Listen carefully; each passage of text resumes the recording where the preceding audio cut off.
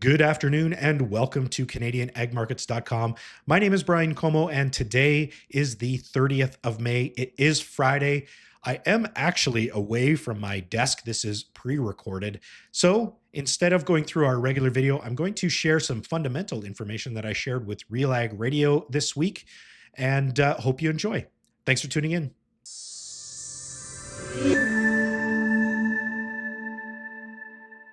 Let's talk markets here on this Wednesday as everyone's cruising through the field on a planter seeder or possibly even a sprayer. Joining us right now is Brian Como. He is one of the partners with Ireland, Como, and Lafoy. How are we doing today, Brian? Good, Sean. How are you doing? Pretty good. Okay, so let's talk about some of the fundamentals. What I guess as we sit here at the back end of May, what do we know fundamentally about this market? We know, canola is relatively tight. And I mean, we could debate the Statistics Canada numbers. I'm sure there are some that are, whether it's, production or the on-farm storage, things like that. But you could just feel it in the marketplace. You can see it in the futures market as it, we made some new highs on the November just yesterday. We pushed back towards old highs on the July contract yesterday as well. Both of those are coming off a little bit today, but we're still, high in the box as far as pricing goes. And the charts, kind of tell a story there about where we are fundamentally on canola. Statistics Canada reported that there was about 4.6 million tons of canola in farm bins at the end of March. And astoundingly, farmers delivered 1.92 million tons of that in the month of April, at least according to Statistics Canada. Add another, almost 750,000 tons in the last 3 weeks that the CGC has reported. That leaves us with only 1.9, million tons in farm bins if you're using those numbers as metrics, which that is tight, especially, at the end of May. May is generally a slow delivery month because of seeding and all of that kind of thing. But June and July can pick up quite substantially. We have been seeing, some crush plants and such, issuing premiums and things like that. I find that it particularly comes into play when, maybe when the market is off a little bit, farmers aren't participating in selling, or if the market is pushing higher and they want to kind of give that little extra boost to get to those, target prices, things like that. So, the fact that there's still premiums floating around at this time of year, I think is also a signal that supplies are tight, or it's hard to get farmers to open the bin doors and sell canola, likely because there isn't a whole lot of it left. Yeah, well, and you look at that November 25 chart on canola, man, it's especially the yearly chart. Like it's just I don't call it a rocket ship, but farmers probably want to see it go a little bit higher. But we've been on a run here, and so there's the fundamentals which are telling us one thing, but then you look at the from a chart technical perspective, you're like, ooh, is it a little too steamy? Is this the is this the time where that inventory should be even tighter hands, and we got a long ways to go up from here, or is this a risk management approach where okay, it's been a pretty good run, I better not get greedy here? I mean, we did advocate for adding some coverage and taking some risk off the table when we got to those previous highs. That wasn't because we were, necessarily turning negative or turning bearish, but that is a good discipline play, right? You add to your coverage levels, whether that's old crop or new crop, and then you make a plan B, whether that's using, option products or derivative products with a broker or something like that. Those are things we advocate for, floor pricing strategies, things like that are really good decisions at, when markets are pushing towards previous highs.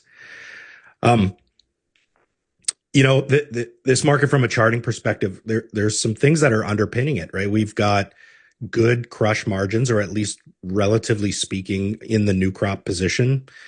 And we have more crush capacity coming online in fall. So, there's going to be more competition for some of these for canola specifically. We get kind of this yo-yo action on the 45Z or the U.S. Biofuels policy, Yeah. which kind of can ebb and flow the market to some degree. But the last piece of news was relatively positive, and canola's back in the fold on 45Z. So that, the U.S. being Canada's number one customer for canola oil is helpful to that market. The U.S. is a very important partner for us for canola oil and canola meal.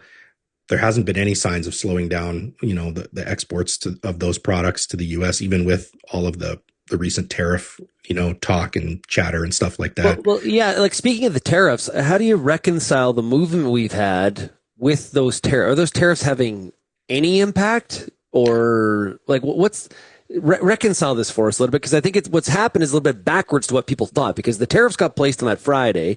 Market shoots lower. Everyone's talking about compensation, and look at the market loss because of EVs, and then as of about a week after the announcement, we've just kind of gone higher since then. So what's actually happening here behind the scenes from a buying perspective from China?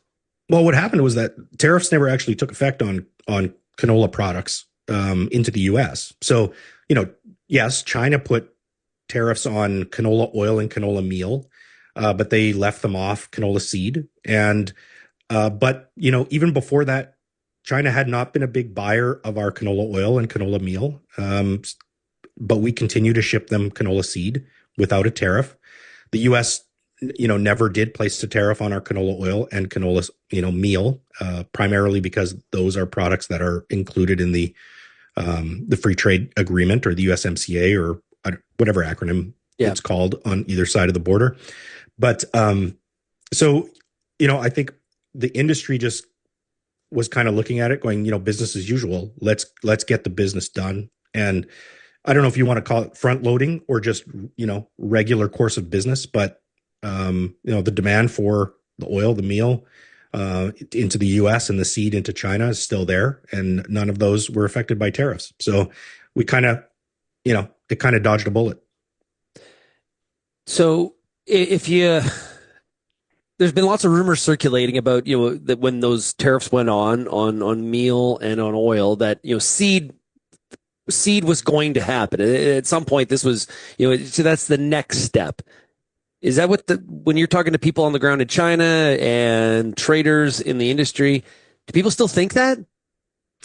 I think the risk has come off significantly of that. And it's likely because China has larger problems on the trade front than Canada EVs, right? And so, maybe a prioritization on their part in trade agreements with, the US or with other parts of the world are occurring. And so the issues, facing Canada and China's trade relationships have been put significantly on the back burner. When we've got canola at 700, are there substitutes? Like at what point is it like, canola too expensive? Yeah, there absolutely is substitutes. Soybean oil is a substitute. Obviously, palm oil is a substitute, at least for the biofuel sector. For the food sector, it gets a little bit more interesting because there are traits of canola oil that are unique, and deals have been inked based on the health benefits of canola oil, things like that. So yeah, there is some ebb and flow, but we have seen strong soybean oil pricing as well. And and for a while there, it did look like that soybean oil was the propellant for canola to move higher. What we've seen recently, though, is a little bit of a divergence. So canola is pushing higher, even though soybean oil is kind of remaining stagnant. So in that regard, yes, there's a potential that we are kind of bumping up against some resistance here, or it's harder for canola to rally without the help of soybean oil, but obviously it's not impossible for it to do so. And the whole biofuel industry waiting for, what are those RVOs going to be? And there's a lot of speculation out there. Well, we all just watch with wait with a lot of anticipation. When we have, from a biofuel front, though, if we have oil trending lower and soybean oil and canola oil headed higher, is is there a point here where we hear some squeaking and squawking about that? Yeah, I think once we get ethanol prices and other biofuel prices,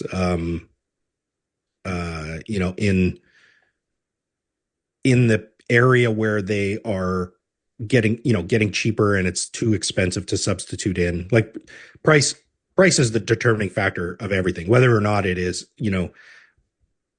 environmentally friendly or not. At some point, price becomes the largest point of discussion.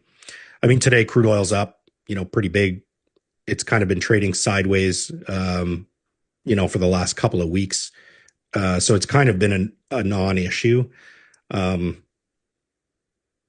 particularly, for the canola market. I think the canola market currently is pricing in Canadian fundamentals, most heavily. I think if the other products start to back off or start to become less of an issue, or less of a propellant for canola, I think what will happen is you'll see a switch to basis having to do that. So, okay.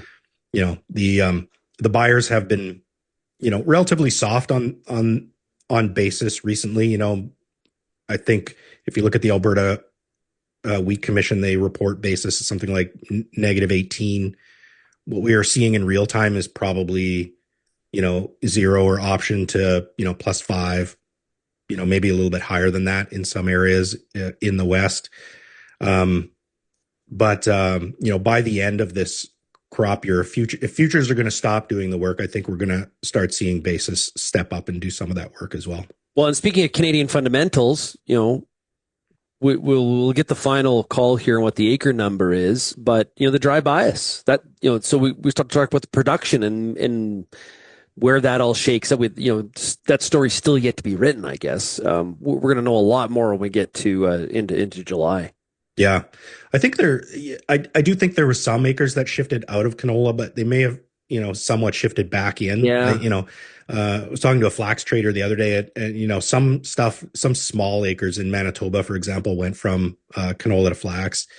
But I do think the early planting season that we've had this year does favor planting of the majors. So, what I call the expensive crops, the canolas, the wheat, things like that. Where you tend to get shifts is in late seeding years when when you get shifts to barley or shifts to oats or things like that. So I think, it's kind of maybe a bit of a balance. The early seeding favors higher canola acres. Maybe some of the trade disputes earlier on in the year, favored a reduction of acres. So maybe we're kind of at the even mark. I'm not sure. I'm tempted. Now, this is incredibly unscientific, but I am very tempted to take the over on what our expectation is on the canola number, because one of the things I'm hearing from the field is a little bit different this year. Is usually Christmas is like, you talk to some of the seed companies, it's like, we're hoping for some in-season sales, but typically what your sales are December 31st is kind of where the number sort of shakes out. Hearing a lot of in-season sales this year from some of the canola seed companies. Again, anecdotal, not scientific. So we'll see how it all comes.